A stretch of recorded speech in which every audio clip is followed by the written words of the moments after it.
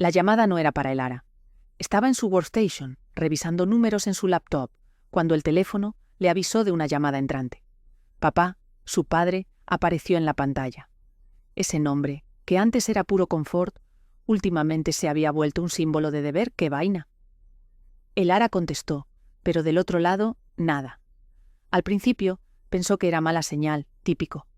Pero luego escuchó cómo que arrastraban cosas.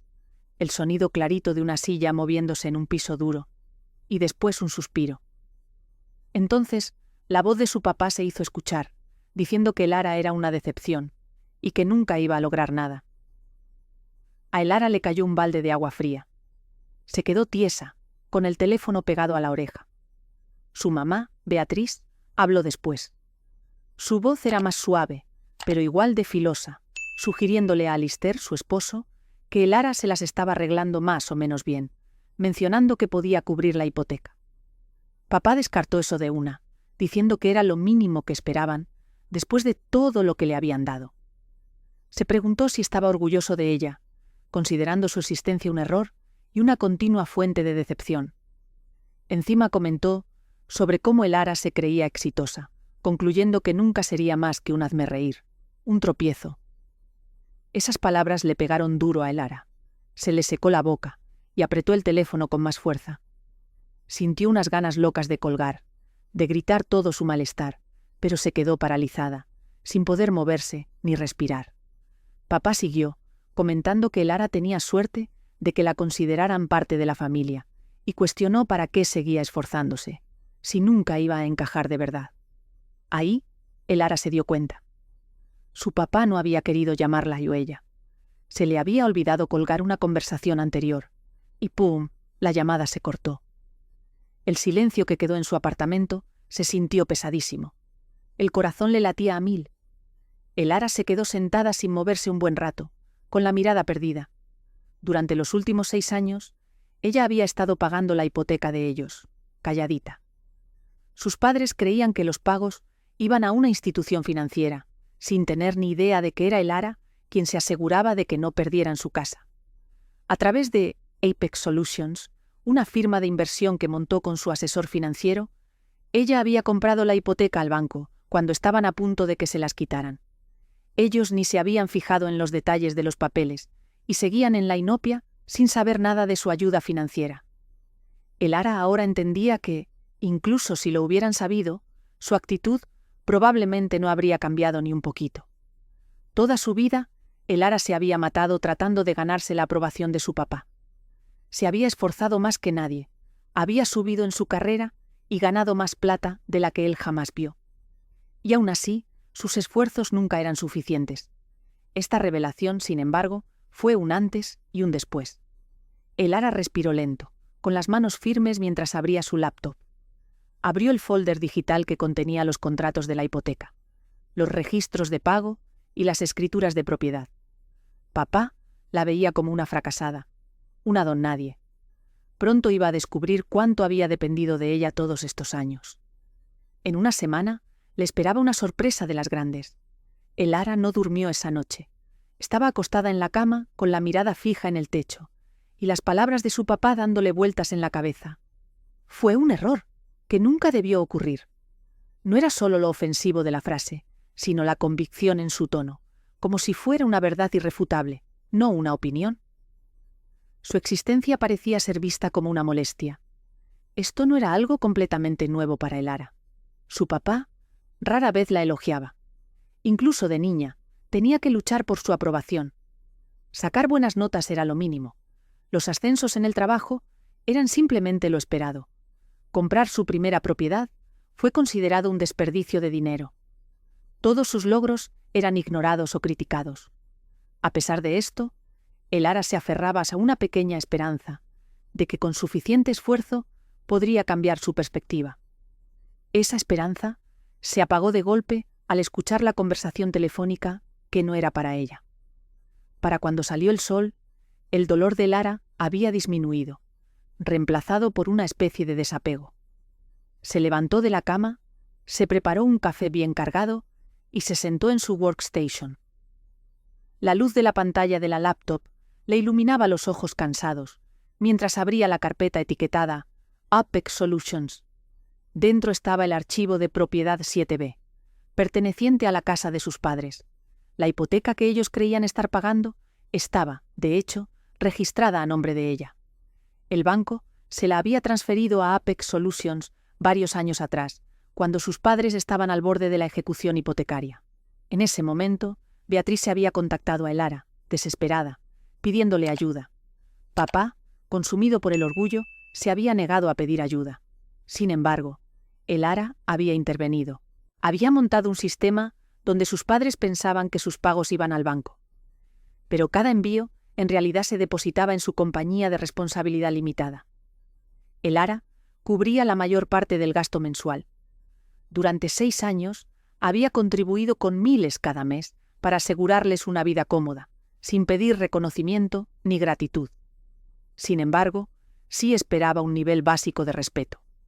Revisó los documentos, con las manos firmes, examinando las cláusulas detalladas. Cuando inicialmente orquestó la adquisición de la hipoteca, su asesor financiero, Martín, le había recomendado encarecidamente incluir una cláusula de opción de compra como medida de protección por si las cosas se ponían feas. En ese momento, Elara había descartado la preocupación, preguntándose qué podría salir mal. Ahora, la situación ya no era para tomarla a la ligera. Si se saltaban un pago, Apex Solutions tenía el derecho legal de asumir la propiedad total e inmediata del inmueble. Sus padres pasarían entonces a ser considerados inquilinos con un contrato mensual. Si no pagaban el alquiler, Elara podría iniciar un proceso de desalojo según las leyes del Estado. Ellos no tenían ni idea del alcance de su control legal. Elara se reclinó en su silla, contemplando la gravedad de la situación. Papá la consideraba una fracasada, alguien que nunca lograría nada importante, y sin embargo, había estado viviendo en una propiedad que ella controlaba efectivamente. Una leve sonrisa, sin pizca de alegría, se dibujó en sus labios. Tenía el poder de quitárselos todo. La pregunta que quedaba era si sus acciones merecían tal consecuencia. Como si sus pensamientos lo hubieran provocado, su teléfono vibró. Era un mensaje de Beatriz, preguntando si Elara podía unirse a ellos para cenar el próximo domingo, diciendo que quería verla. Elara miró el mensaje. La invitación anterior a cenar había sido motivada por una necesidad de ayuda financiera. Consideró no responder, pero una corazonada la impulsó a fingir que aceptaba. Si su papá podía fingir afecto, ella podía devolverle la actuación. Respondió afirmativamente, diciendo que lo esperaba con ansias, una mentira que consideró necesaria. Antes de cerrar su laptop, Elara tenía una pregunta más que hacer. Su tío, Raymond, el hermano mayor de su papá, siempre la había apoyado. Era el único miembro de la familia que alguna vez la había hecho sentir valorada.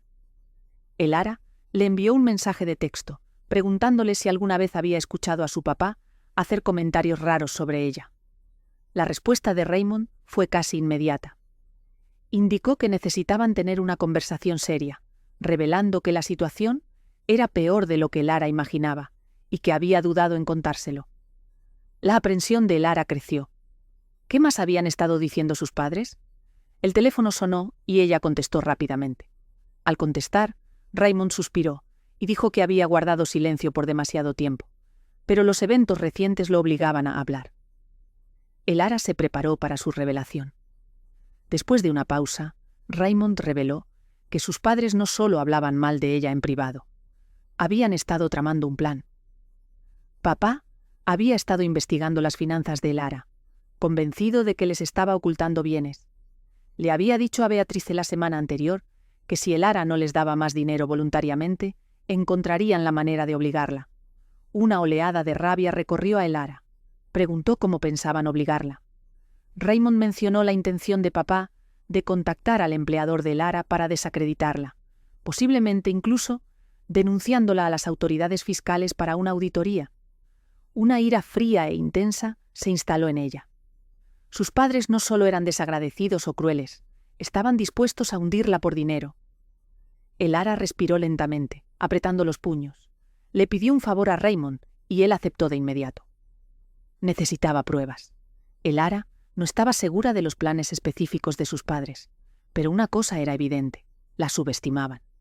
En pocos días, aprenderían la magnitud de su error de cálculo. Elara pasó los siguientes 2 días haciendo preparativos. Si papá pretendía jugar sucio, ella le demostraría el peligro de subestimarla. Primero, contactó a Martin, su asesor financiero. Martin la saludó cálidamente y luego preguntó si la llamada era puramente social. Elara confirmó que no, golpeando su bolígrafo contra el escritorio. Necesitaba asegurarse de la solidez legal de su acuerdo sobre el archivo de propiedad 7B y cuán rápido podría actuar si se saltaban un pago. Martin respondió sin dudar que la acción podría ser inmediata. La cláusula de opción de compra permitía a Apex Solutions asumir la propiedad total en el momento en que ocurriera un incumplimiento. Sus padres no tendrían base legal para impugnarlo, a menos que pudieran conseguir $350.000 para comprar su participación. Elara reconoció que no tenían esa cantidad de dinero, lo que implicaba que estaban en una posición bien precaria. Una sensación de control se apoderó de Elara, mientras le indicaba a Martin que monitoreara su cuenta. Sospechaba que ya estaban enfrentando dificultades financieras y necesitaba confirmación de que su próximo pago no se efectuaría. Martin indicó que esto no tardaría mucho, ya que el saldo actual de su cuenta era críticamente bajo. Si no conseguían $5.800 para el día 15 del mes, su situación se volvería terrible. Elara revisó su calendario. El 15 era en 4 días. En 4 días, papá, el hombre que la llamó fracasada, se daría cuenta de que había sido sostenido por la generosidad de ella. En 4 días, se vería obligado a pedirle ayuda, la cual ella no tenía intención de darle. El domingo, Elara manejó hasta la casa de sus padres, actuando como si nada estuviera mal. La vista de su residencia, la propiedad que le pertenecía, le provocó una extraña sensación de desapego. Este lugar, antes un santuario, ahora se sentía como territorio enemigo. Mientras se acercaba al driveway, Beatriz abrió la puerta, con el rostro iluminado por una expresión de bienvenida. Elara reconoció que su entusiasmo era falso. Entró en la casa, el aroma a ajo y pollo asado impregnaba el aire. Papá estaba sentado a la cabeza de la mesa del comedor, con los brazos cruzados, su expresión indescifrable. Beatriz se movía a su alrededor, colocando los platos con cuidado, como si una comida perfectamente preparada pudiera mitigar la naturaleza de su inminente petición. El hermano de Elara, León, se reclinaba en su silla con una sonrisita burlona. A diferencia de Elara, León nunca había tenido que esforzarse por la aprobación de su padre. Era el consentido, aparentemente incapaz de cometer errores, a pesar de su falta de logros notables. Elara tomó asiento con expresión neutral. Papá finalmente habló, su voz transmitiendo una calidez forzada, diciendo que era bueno verla. Elara asintió en reconocimiento. Siguió un silencio incómodo antes de que Beatriz interviniera, con un tono excesivamente dulce. Mencionó que habían estado pensando en asuntos familiares recientemente y en la importancia del apoyo mutuo en tiempos difíciles, alcanzando la mano de Elara sobre la mesa. Elara no reaccionó, simplemente afirmó el sentimiento. Papá suspiró, como si estuviera haciendo un gran sacrificio, y dijo que en verdad necesitaban la ayuda de Elara, ya que el pago de la hipoteca de este mes se les estaba haciendo difícil de cubrir. Un poco apretados fue su eufemismo para su inminente incumplimiento, todavía minimizando la gravedad de la situación. Elara, fingiendo ignorancia, preguntó cuánto necesitaban. Beatriz se dudó, antes de sugerir que $3.000 adicionales al mes asegurarían su estabilidad. Elara casi se ríe. No sabían que ella ya estaba contribuyendo con $5.800 mensuales, y ahora buscaban $3.000 adicionales. Dejó el tenedor, inclinó la cabeza y comentó que era una suma considerable. Papá replicó, con irritación evidente en su voz, que era insignificante comparado con lo que habían hecho por ella, enfatizando que la habían criado y le habían dado todo, y que apoyar a su familia era lo menos que podía hacer. Elara lo miró a los ojos, sintiendo una frialdad profunda.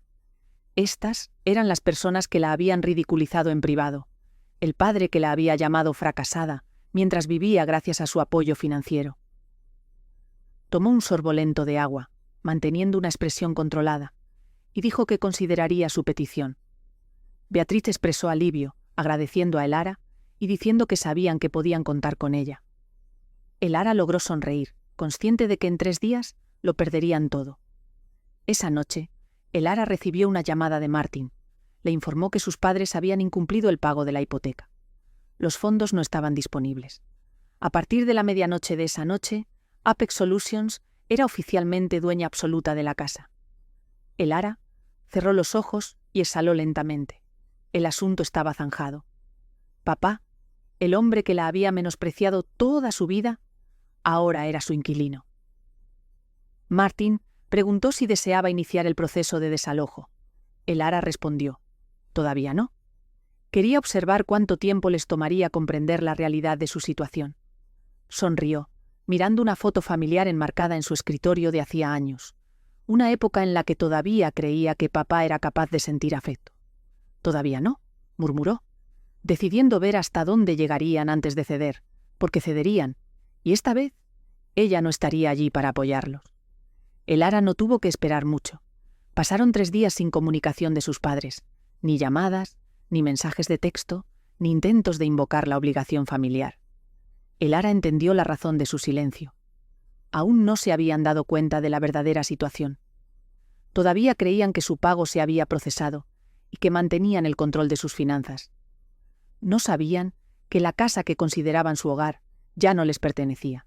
Exactamente a las 9:07 de la mañana, del viernes por la mañana, apareció una notificación en la bandeja de entrada de correo electrónico de Elara con el asunto «Urgente.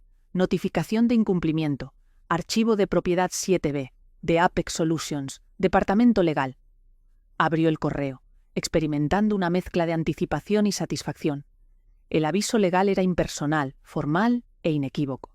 Indicaba que, debido a la falta de presentación del pago de la hipoteca acordado antes de la fecha límite del día 15, se había invocado la cláusula de opción de compra.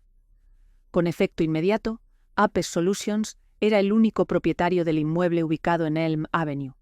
Según los acuerdos contractuales, los ocupantes actuales serían considerados inquilinos con contrato mensual, sujetos a futuros acuerdos de alquiler. El incumplimiento de los términos del alquiler podría dar lugar a un proceso de desalojo. Elara miró la pantalla, con los dedos listos sobre el teclado. Este era el momento. Ahora tenía toda la ventaja. No necesitó iniciar el contacto. Ellos la buscaron. A las 9:42 de la mañana sonó su teléfono, mostrando el nombre de Beatriz. Elara dejó que la llamada fuera al buzón de voz. A las 9:47 de la mañana, Beatriz se volvió a llamar. A las 9:50 de la mañana fue papá. Elara los dejó esperar 1 hora completa, antes de finalmente contestar. La voz de Beatriz era aguda y frenética, afirmando que había habido un error con el banco. Explicó que habían recibido un aviso sobre el incumplimiento de la hipoteca, lo cual insistió que no podía ser correcto, y le suplicó ayuda a Elara.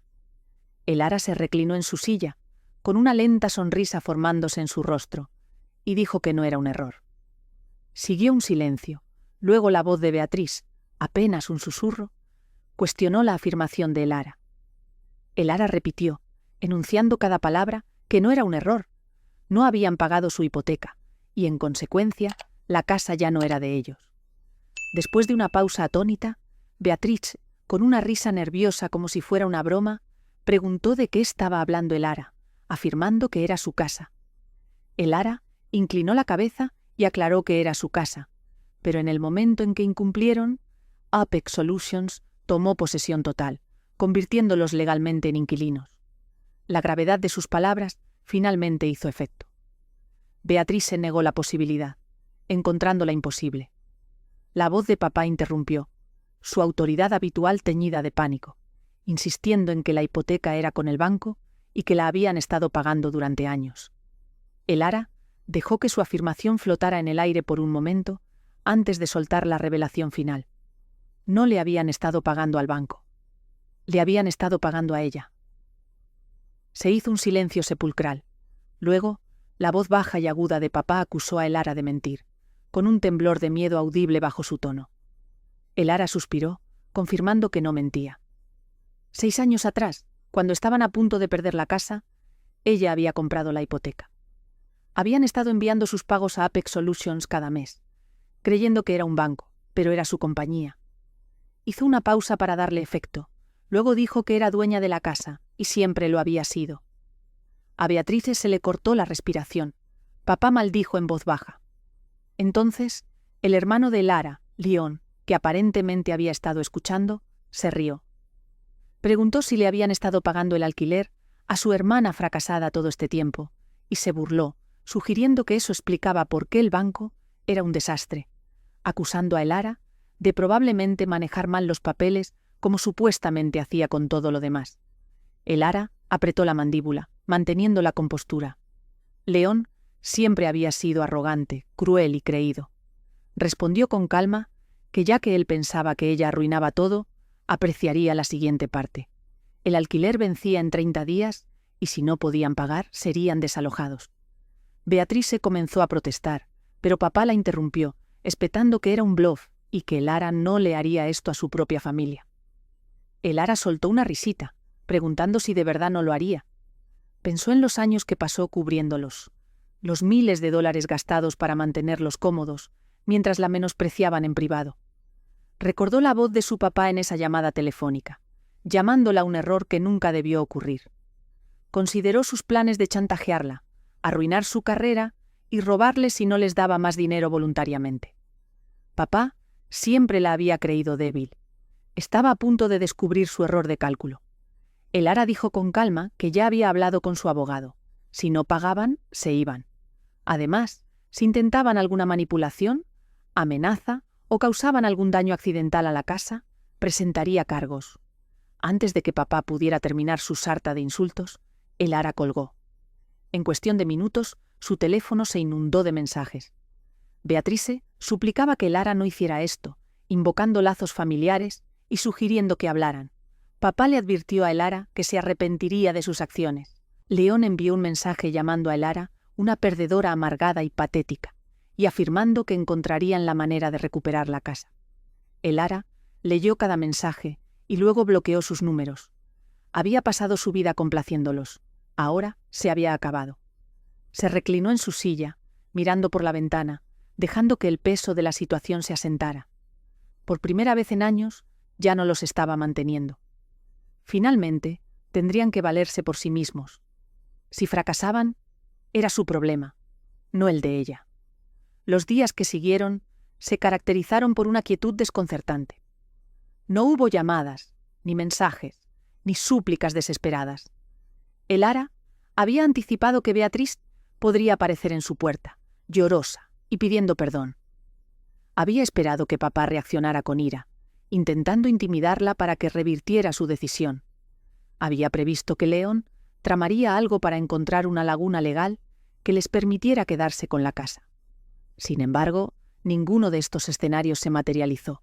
En cambio, mantuvieron silencio. Lara entendió por qué. No estaban aceptando su situación. Estaban formulando su siguiente jugada. Su intento desesperado ocurrió 3 días después, un miércoles por la mañana. Lara estaba en su trabajo cuando su teléfono mostró una llamada de un número desconocido. La ignoró. Un minuto después, entró otra llamada, seguida de un correo electrónico con el asunto. Urgente. Error en ejecución hipotecaria de Casa de Despacho de Abogados Thorne y Asociados. Lo abrió. El correo dirigido a la señora. Lara Thorne decía que el bufete de abogados había sido contactado por sus padres, Alistair y Beatrice Thorne, con respecto a la reciente ejecución hipotecaria de su casa. Transmitía su creencia de que había ocurrido un malentendido y su deseo de discutir la posibilidad de restablecer la propiedad. El correo la instaba a contactar al bufete a la brevedad para evitar más complicaciones legales, firmado por Jonathan R. Hastings, Esquire. Lara cerró el correo con una sonrisita. Habían contratado asesoría legal, lo cual era de esperarse. Reenvió el correo a Martin, su asesor financiero. Menos de 10 minutos después, Martin la llamó de vuelta riéndose. Le aseguró que no tenían un caso válido. Habían firmado el contrato de hipoteca, la cláusula de opción de compra y todos los documentos relacionados. Legalmente, Lara tenía la razón, y no podrían impugnar la situación con éxito en los tribunales. Lara se sintió aliviada pero no sorprendida. Había anticipado este resultado, pero también sabía que probablemente persistirían. Martin se rió entre dientes, coincidiendo en que probablemente no se detendrían, pero afirmó que no había nada que pudieran hacer legalmente. Elara pensó en papá, su orgullo y arrogancia, y su tendencia a preferir la destrucción antes que admitir que había fracasado. No cesarían sus esfuerzos. Continuarían hasta que no les quedaran opciones. Esa noche, mientras Elara terminaba de cenar, sonó su teléfono. Era el tío Raymond. Le informó, sin preámbulos y en tono serio, que acababa de hablar con Alistair, su padre, y que Elara necesitaba tener cuidado. Elara preguntó qué pasaba ahora. Raymond explicó que Alistair no solo estaba siguiendo vías legales para luchar contra la situación, estaba explorando otros métodos para presionar a Elara para que cediera. Un escalofrío recorrió la espalda de Elara mientras pedía una aclaración. Raymond reveló que papá estaba contactando el lugar de trabajo de Elara, intentando que la despidieran. A Elara se le revolvió el estómago. Preguntó si hablaba en serio. Raymond relató las palabras exactas de papá. Si Elara no devolvía la casa voluntariamente, la arruinaría por otros medios. Había mencionado contactar a recursos humanos, fabricar una queja e intentar incriminarla por fraude, cualquier cosa para sacarla de la ecuación. Elara cerró los ojos, inhalando profundamente. Claro que lo haría. Cuando se enfrentaba a sus propios fracasos, papá preferiría quemarlo todo antes que admitir la derrota. Pero sus acciones ya no se trataban solo de la casa. Eran un ataque directo contra Elara. Elara decidió no esperar a que papá hiciera su jugada. A la mañana siguiente, fue ella misma a Recursos Humanos. Su jefa, Laura, la saludó cálidamente y le preguntó qué tenía en mente. Elara forzó una pequeña sonrisa y pidió una conversación privada sobre un asunto importante. Laura la condujo a su oficina y cerró la puerta. Elara respiró hondo y comenzó a explicar que su papá iba a intentar que la despidieran. Laura frunció el ceño, confundida. Elara le contó todo: la hipoteca, el incumplimiento, las amenazas. Cuando terminó, Laura soltó un largo suspiro y negó con la cabeza, asegurándole a Elara que su trabajo estaba seguro. Laura explicó que la empresa lidiaba con situaciones similares: rencores personales, dramas familiares, denuncias falsas, más a menudo de lo que uno podría pensar. Le aseguró a Elara que si papá llamaba, documentarían todo, pero él no tenía el poder de afectar su empleo. Laura le dio una sonrisa reconfortante y agregó que notificaría a su equipo legal como precaución. Si se pasaba de la raya, le enviarían una orden de cese y desistimiento. Elara exhaló. Una ola de alivio la invadió, mientras se disipaba una tensión que no se había dado cuenta de que sostenía. Papá había perdido su casa, y ahora también había perdido el poder que tenía sobre mí. Esa noche sucedió. Llamaron a la puerta de Elara, un golpe fuerte y urgente. Supo quién era antes de abrir. Abrió la puerta de golpe y vio a sus padres. Papá estaba rígido, con la cara roja de ira. Los ojos de Beatrice estaban hinchados de tanto llorar. Beatrice susurró el nombre de Elara, suplicando. Elara se cruzó de brazos y preguntó qué querían. Papá dijo, con voz baja y amenazante, que necesitaban la casa de vuelta y que Elara no tenía derecho a hacerles esto. Elara inclinó la cabeza sin inmutarse y respondió que tenía todo el derecho, legal, financiero y moralmente. Beatrice juntó las manos, desesperada, recordándole a Elara que la habían criado y le habían dado todo, preguntando por qué los estaba castigando. Elara la interrumpió bruscamente, preguntando si era por llamarla fracasada, por decir que era un error, o por intentar arruinarle la vida en el momento en que dejó de darles dinero. Beatrice se encogió. La mandíbula de papá se tensó mientras acusaba a Elara de ser cruel. Elara soltó una risa corta y sin humor y respondió con voz firme que no estaba siendo cruel, estaba siendo justa. Un silencio espeso se instaló entre ellos. Entonces, los ojos de papá se oscurecieron y sus labios se curvaron en una mueca de desprecio. Le dijo a Elara que se arrepentiría de esto, que creía que estaba ganando, pero no era así, y que nunca sería nada sin ellos, y que algún día se daría cuenta. En ese momento, algo cambió dentro de Elara. La última pizca de esperanza de que él pudiera cambiar alguna vez se hizo añicos. Lo miró directamente a los ojos y dijo: «Entonces supongo que ya veremos, ¿no?». Sin decir otra palabra, les cerró la puerta en la cara, Y por primera vez en su vida, Elara se sintió completamente libre. En el momento en que Elara cerró esa puerta, supo que había terminado, no solo con su manipulación y su actitud de creerse con derecho a todo, sino con ellos por completo. Se quedó allí un buen rato, con las manos aferradas al picaporte, el corazón latiéndole con fuerza. Durante años, se había esforzado por ganarse el respeto de su papá, esperando que algún día la viera como alguien digno de orgullo. Pero en ese instante, con sus amenazas todavía resonando en sus oídos, se dio cuenta de algo que debería haber sido obvio desde el principio. No importaba lo que hiciera, nunca sería suficiente para ellos, y ya no necesitaba que lo fuera. A la mañana siguiente, Elara envió la notificación final. El asunto decía: notificación de desalojo, archivo de propiedad 7B del Departamento Legal de Apex Solutions. El correo, dirigido al señor y la señora. Alistair Thorne reiteraba que, como se había notificado previamente, el acuerdo hipotecario de la propiedad en Elm Avenue ya no estaba en vigor debido a la falta de pago. Indicaba que, a partir de ese día, su arrendamiento quedaba oficialmente terminado y se les exigía desalojar las instalaciones en un plazo de 30 días. El incumplimiento resultaría en un proceso formal de desalojo. También les aconsejaba asegurarse de retirar todas sus pertenencias personales antes de la fecha límite para evitar complicaciones legales. Estaba firmado: Elara Thorne, propietaria, Apex Solutions. Miró el correo durante un largo momento antes de hacer clic en enviar. Este era el final definitivo. Estaban fuera de su vida. Las repercusiones comenzaron casi de inmediato. Beatrice llamó a Elara 27 veces ese día. Elara no contestó. Papá dejó un solo mensaje de voz, diciendo que Elara se arrepentiría de esto, que algún día volvería arrastrándose, y cuando lo hiciera, ellos no estarían allí. Elara lo escuchó 2 veces, y luego lo borró. Su hermano, León, hizo un último intento desesperado por mensaje de texto, felicitando a Elara por arruinar a su familia y deseándole sarcásticamente que fuera feliz. Elara no respondió.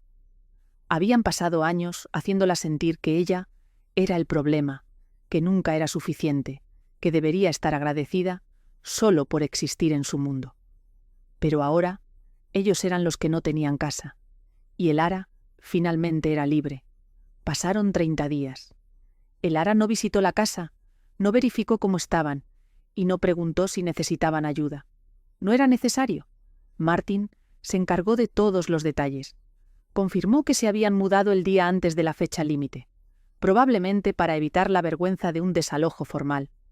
La casa quedó mayormente intacta, aunque se habían llevado lo que pudieron y dejaron el resto en montones de basura, lo cual Elara consideró típico de ellos. Condujo hasta allí una última vez, solo para ver la propiedad. La casa estaba silenciosa y vacía. El hogar que una vez había atesorado, el lugar donde había crecido, ahora era solo suyo. Pero mientras estaba en la entrada, mirando las habitaciones abandonadas, no sintió nada, ni tristeza, ni culpa, ni nostalgia, solo alivio. Sacó su teléfono y marcó al tío Raymond. Simplemente dijo: «Se fueron». Raymond exhaló y preguntó cómo se sentía. Elara lo consideró por un momento, luego sonrió y respondió: «Más ligera». Elara vendió la casa 2 semanas después.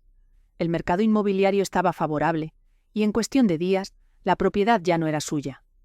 Con las ganancias, estableció un fondo para mujeres jóvenes que escapaban de situaciones familiares financieramente abusivas. Mujeres que, como ella, habían sido hechas creer que le debían todo a sus familias simplemente por existir. Entendía la sensación de estar atrapada y la creencia de que el amor tenía que ganarse. Sin embargo, había aprendido algo importante a través de esta dura experiencia.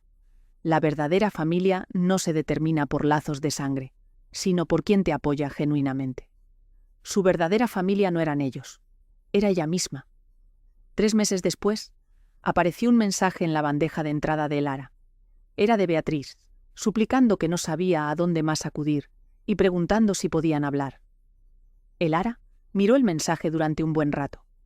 Unos meses antes, se habría angustiado por tal petición, cuestionando su decisión, preguntándose si estaba siendo demasiado dura o cruel. Pero ahora, simplemente, borró el mensaje. Algunas conexiones, se había dado cuenta, merecen ser cortadas, y no tenía intención de mirar atrás.